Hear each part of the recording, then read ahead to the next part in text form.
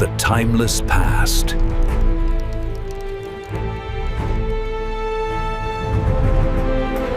History isn't always written in stone. Sometimes it's buried in rubble, its stories silenced for centuries. On the rugged frontier of the old Roman Empire, in a place once called Thrace, a lost city has resurfaced.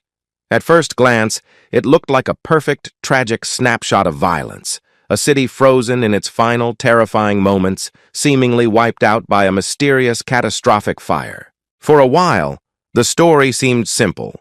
It was a tale of invasion, fire, and sword, a fate that befell many settlements on the fringes of Roman power. But as archaeologists dug deeper, sifting through the layers of its destruction, they realized the embers of this city held a secret. The evidence wasn't pointing to a human enemy, but to a force far more powerful and far more terrifying. The story of this city's end wasn't what it seemed, and the truth, unearthed after nearly 1700 years, would rewrite the final chapter of this lost Roman world. The lost world of Thrace. To understand how this city lived and died, you first have to understand the world it belonged to. The Roman province of Thrace, officially annexed in 46 CE, was one of the empire's most volatile and strategic territories. Today, this land is spread across modern Bulgaria, northeastern Greece, and European Turkey. It was a place of stark contrasts. Fertile plains producing grain and wine sat next to rugged mountains, rich with the gold and silver that fueled the empire. But it was also a frontier, the hard edge of the Roman world, pressed right up against the unpredictable lands north of the Danube River. For centuries, Rome's relationship with Thrace was a careful balancing act, punctuated by frequent conflict. Before it was fully part of the empire, the region was a patchwork of powerful local kingdoms and warrior tribes. Sometimes they were allies, sometimes they were clients, and they were often a thorn in Rome's side. The Thracians themselves were legendary horsemen and fierce fighters, highly sought after as auxiliary soldiers in the Roman army. But their loyalty was never guaranteed. Revolts were common, and they were brutally suppressed by Roman legions pushing ever deeper, building forts and roads, and slowly imposing order on a wild land. By the 4th century CE, the century our city met its end, this frontier was more unstable than ever. The Roman Empire, while still immense, was starting to feel the strain of its own size. Politics in Rome were shaky, and the borders faced constant pressure. The biggest threat came from beyond the Danube. This was the era of the Great Migrations. Huns, Alans, and most importantly the Goths, were all on the move. Driven by forces we still don't completely understand, like climate change or internal conflicts, entire peoples were looking for new homes, and the wealth of the Roman Empire was a massive magnet. The Goths were a confederation of tribes who had settled along the Black Sea. Their relationship with Rome was complicated, swinging between trade, treaties, and brutal warfare. Some Goths even served the empire as allied soldiers, paid to defend the very borders their own kinsmen were raiding. The history of the 4th century is filled with Gothic incursions. In 376 CE, a huge group of Goths, fleeing the Huns, were allowed to cross the Danube and settle on Roman land. But mistreatment by corrupt Roman officials quickly led to a violent uprising. The conflict came to a head in 378 CE at the devastating Battle of Adrianople, where a Gothic army destroyed a Roman imperial force and killed the Emperor Valens himself. It was a blow the empire never truly recovered from, and a clear sign of the destructive power just beyond the frontier. This was the world of our lost city, a world of constant simmering anxiety, punctuated by moments of sheer terror. Roman colonists and locals tried to build lives here, to put up forums and workshops, all while knowing that just across the river, a storm was gathering. The smoke from a distant raid or the fear of a war band was a constant part of life. Life on the frontier was a gamble, a bet that the legions would hold and the fragile peace would last another season.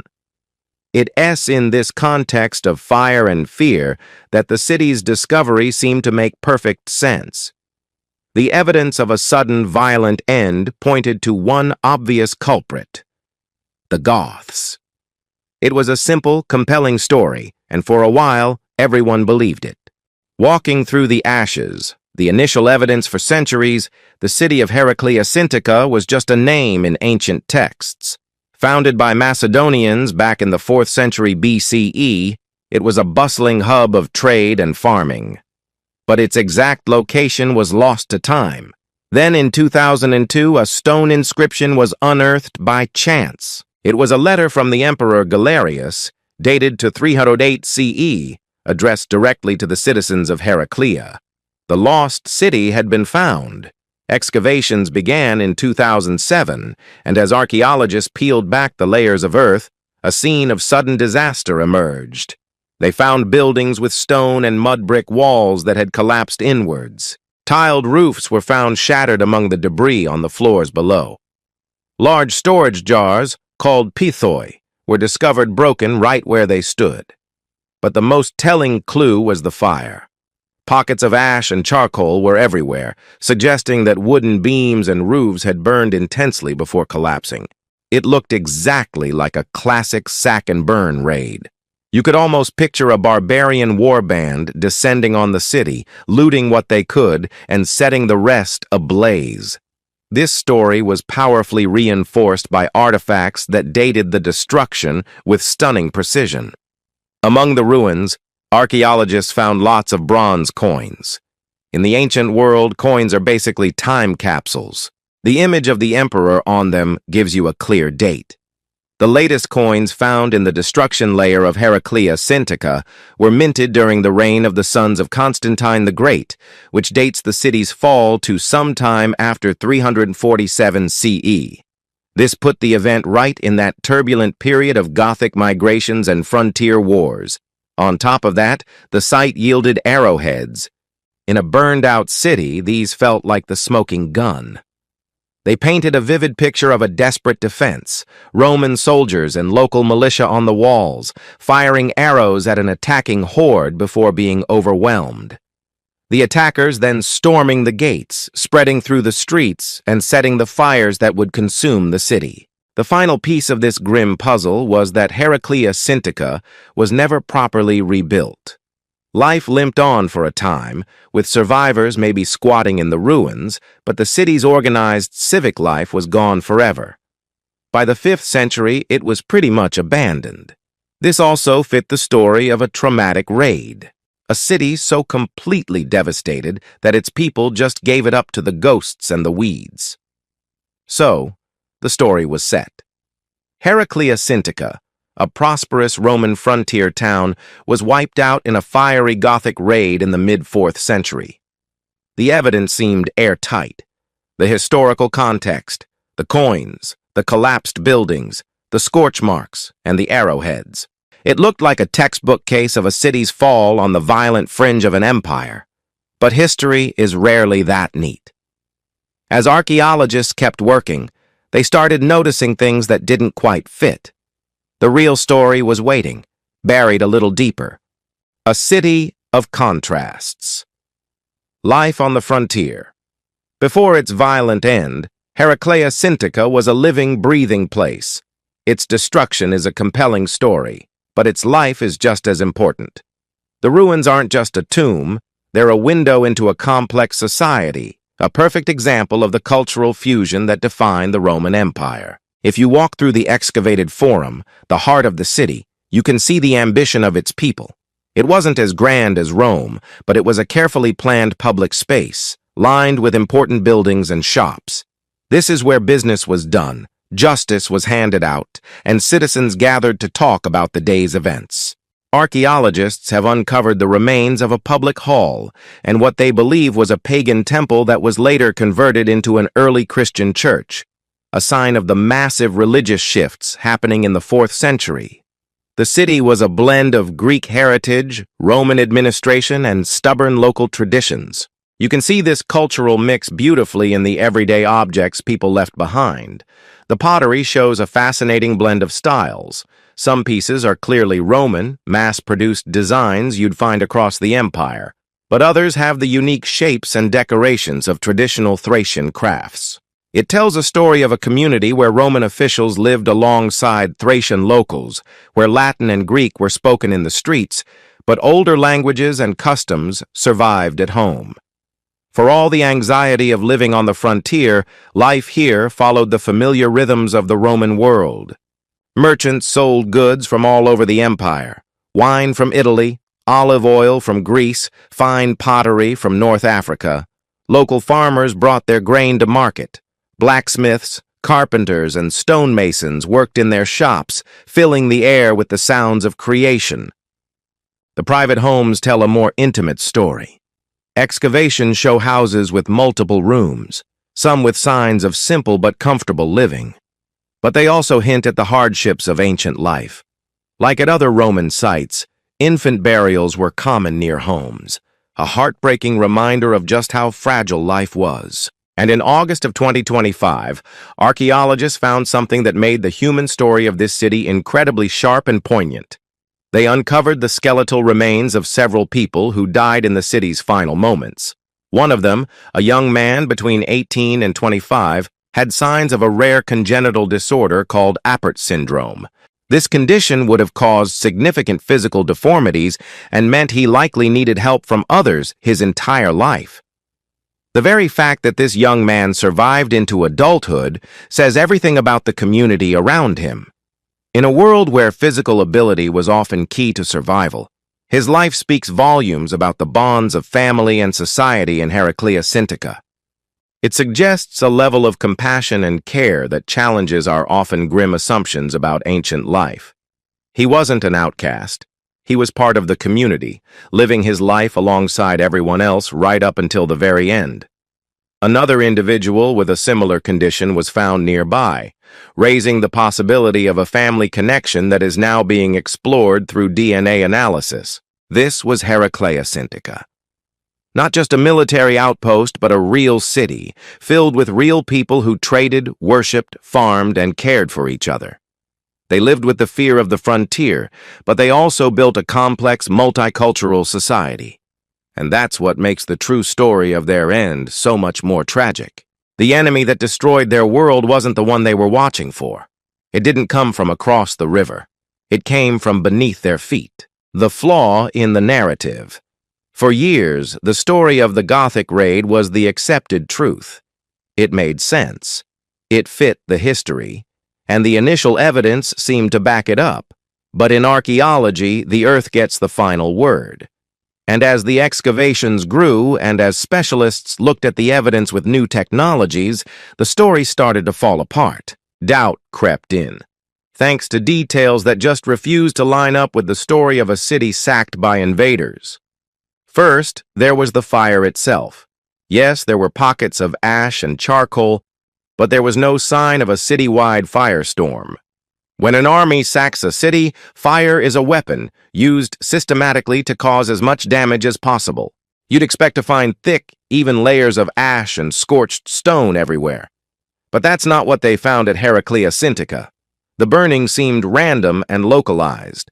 It looked less like the work of an army and more like scattered accidental fires, the kind that break out when hearths are overturned and oil lamps are smashed in a sudden violent event.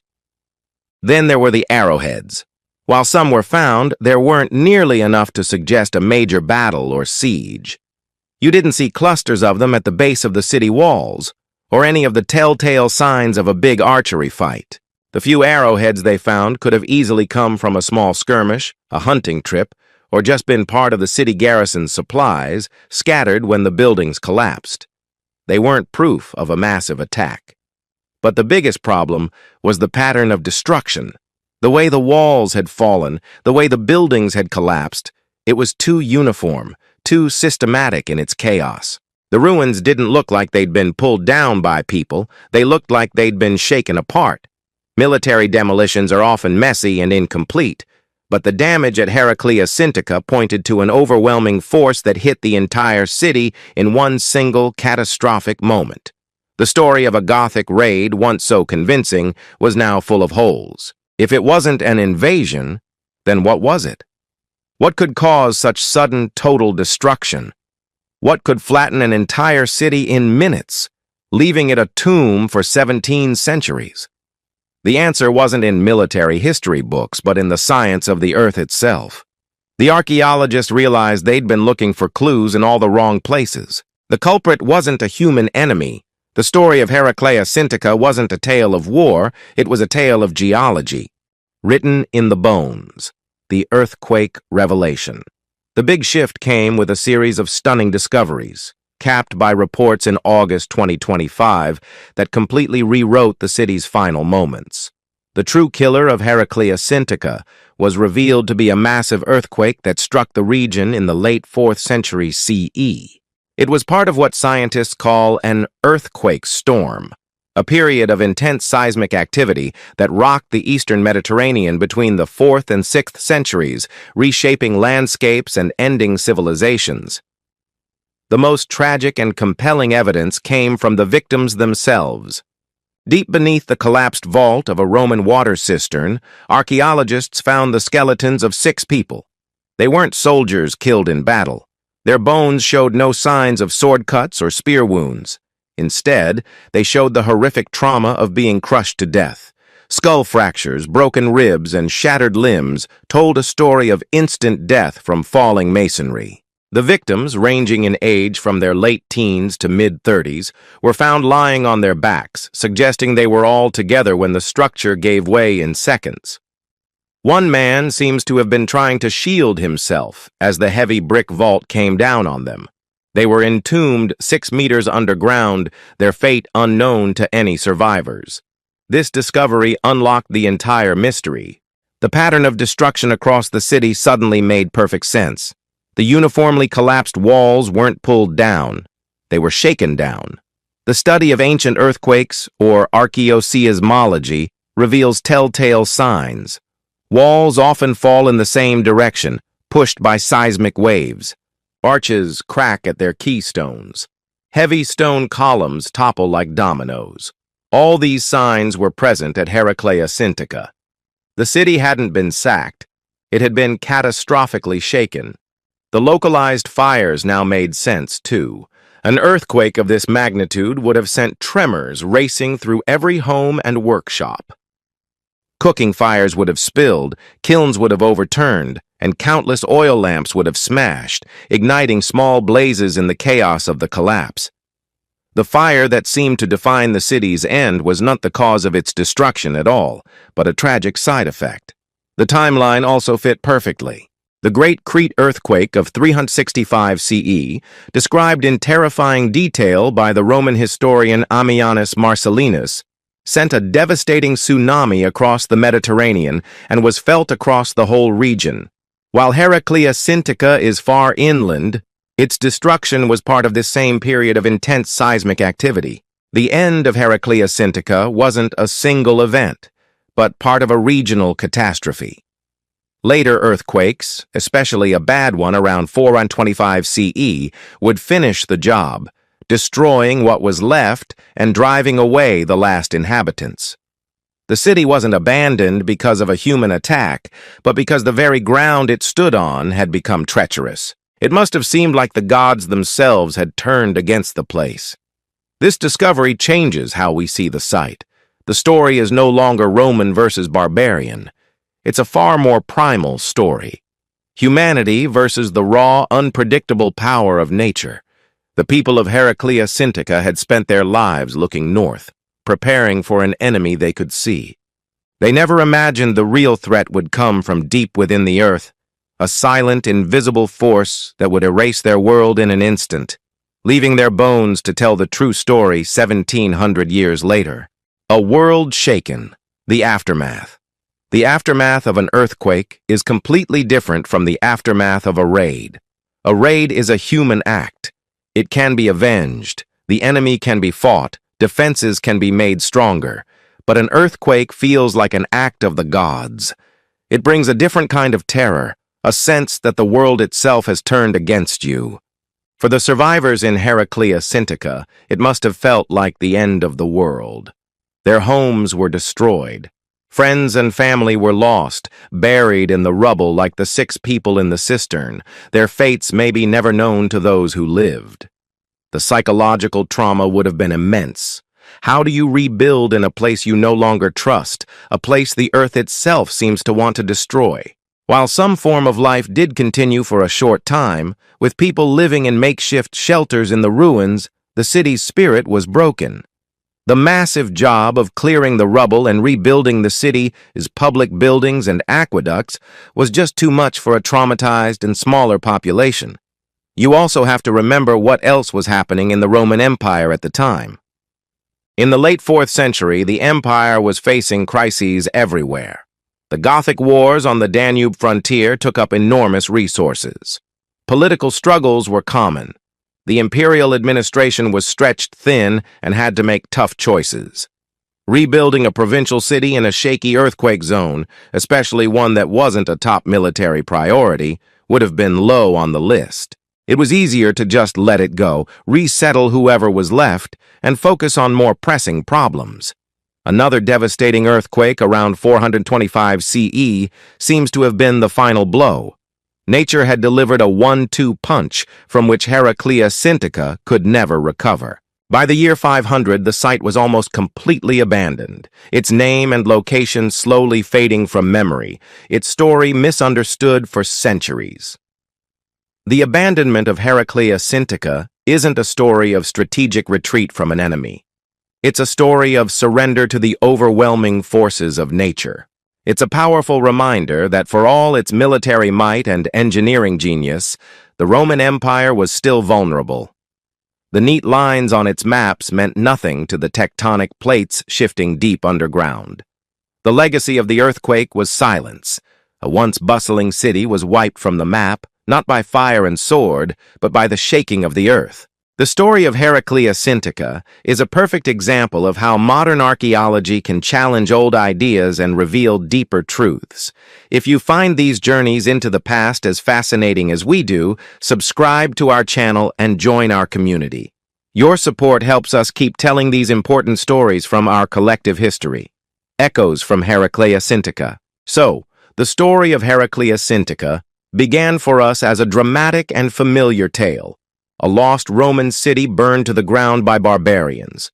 But the true story, revealed by the patient work of archaeologists, is so much more profound. The city wasn't a casualty of the Gothic wars, it was a victim of the earth itself. The revelation that Heraclea Sintica was destroyed by an earthquake changes everything. It pushes us to look beyond the popular stories of Roman decline that focus only on battles and politics. It reminds us that ancient people lived in a world where natural disasters could be just as destructive, if not more so, than any army. The city's fate gives us a powerful new way to see life on the Roman frontier. It was a life lived on multiple fault lines, not just the political line between Roman and barbarian, but the very real geological fault lines right beneath their feet. It challenges us to think about the incredible psychological impact of these events on the ancient mind. Most importantly, the story of Heraclea Sintica is a lesson in how history is written and rewritten. It shows that the past isn't a fixed, static thing. It's a constant process of discovery. The initial evidence pointed one way, but a deeper investigation, armed with new science and a willingness to question the old story, revealed a different truth. The bones of the victims, silent for nearly 1,700 years, were finally able to speak, and they told a story of a sudden seismic end. Heraclea Sintica is more than just a ruin in a field. It's a memorial to the unpredictable nature of life and to the resilience of those who lived it. It is a tribute to the human compassion found in the care for a disabled young man moments before disaster. And it is a testament to the power of archaeology to give a voice back to the lost cities of the world, allowing them, after centuries of silence, to finally tell us their true story.